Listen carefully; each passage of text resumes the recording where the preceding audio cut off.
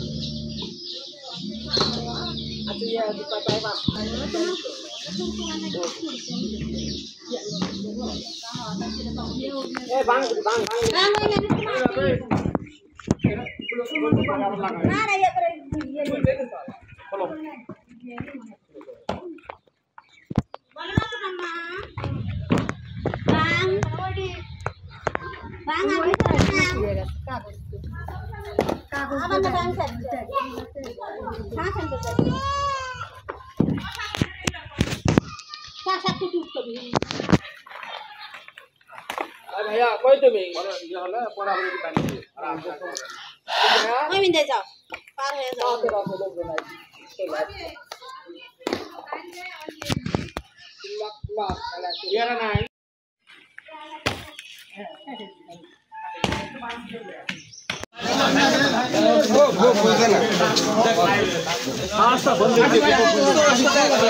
ना मेरे বাইরে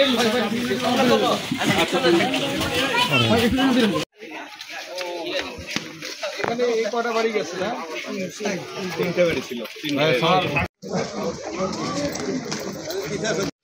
ঢাকা থেকে যারা আছে তাদের একটু সুযোগ দেন সামনে জায়গা শুনতে যারা বাড়ি থেকে একটু তাদের সুযোগ দেন সামনে হ্যাঁ সিনিয়র কে আছে বাড়ির মালিক ভাই এ ভাই এ ভাই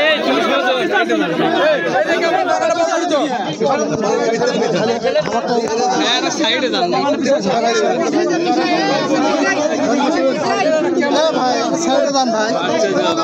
ওই দিনে আমাদের সংবাদ দিয়েছে শত ব্যস্ততার কারণে আমরা আসতে এখানে দেরি করেছি। জনাব তারেক রহমানকে চেনেন তো আপনাদের গাবতলীর সন্তান জিয়াউর রহমানের ছেলে আমাদের প্রিয় নেতা উনি আপনাদের কাছে পাঠিয়েছেন আপনাদের জন্য দেখভাল করি এবং সহানুভূতি প্রকাশ করি। আমরা সহানুভূতি প্রকাশ করতে এসেছি। আমি কথা বলতেছি প্লিজ আমরা অল্প কিছু টাকা আপনি এটা দিয়ে ঘর বাঁধেন ইনশাল্লাহ আমরা যদি ভালো সময় আসে আপনাদের আরো হেল্প করার চেষ্টা করব আলহামদুলিল্লাহ ঠিক আছে। আর উনি আপনাদের কাছ থেকে দোয়া চাইছেন আলহামদুলিল্লাহ দোয়া করবেন আপনারা তারকে দোয়া করি তারকের মা ওকে তো পরিবারকে দোয়া করি আমি আমিন আচ্ছা এখন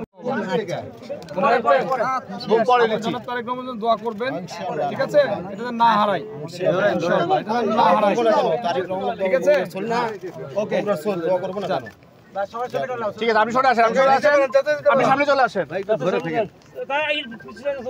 ধরে থাকেন ওটা আর একটু গ্যাপে ঢুকে দিছে আপনি ইয়ে করেন তারপরে ভবিষ্যতে ইনশাআল্লাহ ভালো সময় আসলে আবার দেখা যাবে আলহামদুলিল্লাহ আল্লাহ পাক তারেক সাহেবকে ভালো রাখুক তার আম্মাকে ভালো রাখুক আমিন আপনি ঘরের ইয়ে করে ছেলে পেলে আসো ছবি দেখবে ছবি দেখে আমি শান্তি পাবো আলহামদুলিল্লাহ একটা ছবি নেব ইনশাআল্লাহ পেশাদার সাংবাদিককে কাজ করতে দেন আপনি ছবি নিয়ে দিব আপনাকে ছবি দিব আপনাকে স্পেশালি তিনজনকে নিয়ে ছবি দিব আপনি সরে আসেন ওই পাশে খিলান না সব এক পাশে হয়ে গেল এই পাশে ভাই একটু দাঁড়ান ঠিক আছে এই সবাই একটু প্লিজ সাইলেন্ট থাকেন না ভাই ওই দিকে তো এখানে নেব ঠিক আছে সবাই একটু সাইলেন্ট থাকেন ঠিক আছে আপনারা এখন ওনাদের পক্ষ থেকে একজনের অনুভূতি শুনবেন হ্যাঁ ঠিক আছে একজন আসেন আপনি আসেন আপনি দাঁড়ান ওখানে দাঁড়ান তারেক সাহেবকে আমি ধন্যবাদ জানাই। তাই আমাদের বগুড়ার সন্তান, বগুড়ার মাটি, বগুড়ার সন্তান। তাই আমরা বিএনপি পরিবারের লোক, আমরা তারেক সাহেবের সবচেয়ে ভালোবাসি। তার আম্মাকে দোয়া করি। আমার বাড়ির কথা বলবো, আমার বাড়ি, আমাদের নঙ্গি, দুটো নঙ্গি, গায়ের কাপড় আর নঙ্গি ছাড়া আমাদের কিছুই নাই। আল্লাহ সব আগুনে পুড়ে লেগেছে আমাদের। আপনারা সবাই যে আমাদের পাশে এসে দাঁড়াচ্ছেন, আল্লাহর কাছে আমি দোয়া করি যে আল্লাহ যেন সবারকে ভালো রাখে, বুঝছেন। তারেক রহমান সাহেবকে আমি তো দোয়া করতেছি, সবার আল্লাহর কাছে 5 ওয়াক্ত নামাজ তার জন্য দোয়া করবো আমি। বিএনপির পরিবারকে দোয়া করবো আমি, তারা যেন সুস্থ থাকে, ভালো থাকে, আল্লাহর কাছে দোয়াটা করবো আমি, বুঝছেন। ঘটনা হচ্ছে কি, আমি গেছিলাম অদ্রিকোলা ওষুধ আনতে অদ্রিকোলা থেকে আমি একজন করছে যে মোপার বাড়িতে আগুন লাগছে। সেখন আমি ওখান থেকে একটা সিএনজি উঠে চলে আসি, আমি ডাইরেক্ট আসে দেখি এই ঘরে আগুন লাগছে। এই ঘরে আগুন লাগার পর দেখে দুটা বাড়ি, মাঝখানে দুটো বাড়ি আসলাম। সেই 2 বাড়িতে প্রচুর মোড়ে মানুষের ঠিপ, মানুষ আন্ডা পান্ডা বাড়ি রক্ষা করছে, এই বাড়িগুলো রক্ষা করতে পারেনি, মানে একবার ধাম করে ধরে গেছে। ধরার পর আপনার ওই আমাদের যা ছিল 10 টাকার জিনিস, আমাদের বাই করার কোনো প্রসেস ছিল না। নিজের শরীরে যা আসলো সেইটুকুই আমাকে। 1 টাকা যে কোনো জিনিস আমাকে বাই করবে, সে কেউ পারেও নি, মানুষও পারেনি, আমরা পারিনি। তারপরে আমাদের এই অবস্থা বাবা। ঘটনা হচ্ছে কি, এখন আমরা করুণ অবস্থা, আমাদের সাহায্য মানুষ যদি না করে আমরা দাঁড়াতে পারবো না। 10 জন যদি আমাদের পাশে থাকে তাহলে আমরা দাঁড়াতে পারবো, তাছাড়া দাঁড়ানোর কোনো পথই নেই আমাদের, নেই, বুঝছেন। এই গায়ে এই গুঞ্জি এই লুঙ্গি ছাড়া আমাদের কিচ্ছু নেই। কি পরিমাণ ক্ষতি হচ্ছে? ক্ষতি হয়েছে বাবা, যা আসলে বাবা আমাদের সংসারে খুবই। কত টাকা? আমার ওখানে আসলে 1.5 লক্ষ টাকা, এরও আসলো, কম বেশি সবারই আসলো টাকা, বুঝছেন। কম বেশি সবারই টাকা আছে, যা আসলো সব পুড়ে গেছে। আমি বাড়ি করে চাইলাম, ভাইস্তারাও বাড়ি করবি, সেগুলো সবই পুড়ে গেছে বাবা, সব পুড়ে গেছে। সাহায্য কি পাইছেন? কী বললেন? সাহায্য কি পাইছেন? সাহায্য ভাই অনুদান আসতেছে, এই দিক থেকে ওই দিক থেকে, ওরা দিচ্ছে। খাওয়ার জন্য পয়সা করে পাইছি আমরা কিছু, আমাকে আর্থিক সহায়তা করছে যে জামাতের থেকে, বিএনপির থেকে, ওই খাওয়ার জন্য কিছু সমস্যা হতে হয়। আজ 16-18 দিন হলে বাড়ি পড়ছে, বুঝছেন। এই ঘটনা বাবা। কি ঘটছিল বলেন তো? আসসালামু আলাইকুম। মূলত এখানে কারেন্টের শর্ট সার্কিট থেকে একটি বাড়িতে প্রথম আগুন ধরে, সেখান থেকে আগুন পাশে পরবর্তী বাড়ি, যে বাড়ি সে বাড়িতে লাগে, তারপরে পিছনে মোড় বাড়ি, ওই বাড়িতেও লাগে। এখানে শুধুমাত্র তারা তাদের পরনে যেটুকু কাপড় ছিল এটা ছাড়া আর কিছু নিতে পারেনি, সম্পূর্ণ পুরো শেষ হয়ে গেছে।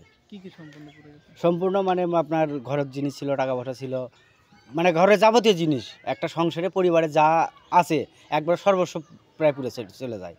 টাকা পয়সাও, স্বর্ণ ছিল, সেটাও হয়ে গেছে। ফায়ার সার্ভিস আসার আগে আমার এলাকার, মানে আমার পার্শ্ববর্তী এলাকার যারা আমরা আসলাম, আমরা অনেকটাই নিয়ন্ত্রণে নিয়ে যাচ্ছি। নিয়ে আসার পরে ফায়ার সার্ভিস আসে, তারপরে বাদ বাকিটা তারা নিয়ন্ত্রণে নিয়ে যাচ্ছে। 2 তারিখে আপনার সন্ধ্যা 6টার দিকে।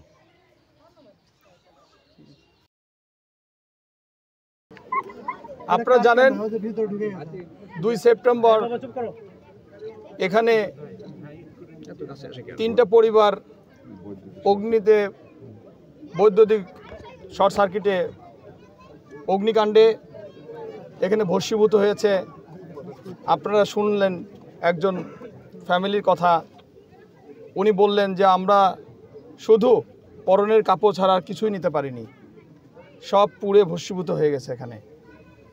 এখানে এই সংবাদটা অনলাইনে প্রচার হওয়ার পরে আমাদের প্রিয় নেতা, এই অঞ্চলের কৃতি সন্তান জনাব তারেক রহমান এই ফুটেজ দেখে এবং সঙ্গেই আমরা বিএনপি পরিবারের সদস্যদের উনি এই নিউজটা দিয়ে বলেন যে আমরা যেন এখানে সহানুভূতি জানাতে আসি। আমরা বিভিন্ন কাজের কারণে একটু দেরি হয়েছে, তবে আপনারা জানেন আমাদের বগুড়া প্রেস ক্লাবের সেক্রেটারি, আমাদের মিডিয়া সেলের এই অঞ্চলের সমন্বয়ক কালাম আজাদ, ও যৎসামান্য প্রয়োজনীয় কাপড় চোপড় নিয়ে এখানে এসে সহানুভূতি প্রকাশ করে গেছেন। তারপরেও আমরা আসব বলে এখানে ওয়াদা ছিল, ওয়াদা পূরণ করতে আমরা এসেছি।